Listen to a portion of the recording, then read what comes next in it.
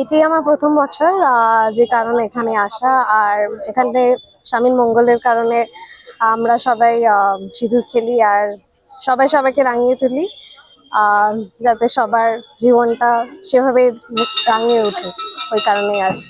আজকের দিনটা কি? আজকে অম্বুবাচী পালিত হয়।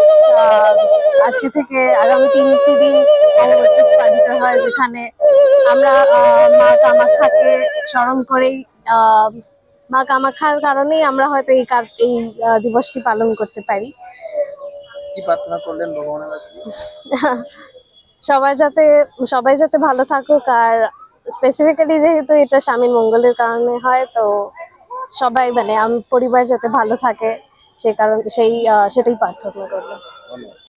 আজকে অমাবস্যা, তাই আমরা সবাই যত সদস্যরা আছে এসে এখানে আমরা লক্ষ্মীনারায়ণ বাড়িতে ঠাকুরের কাছে ভোগ দিলাম।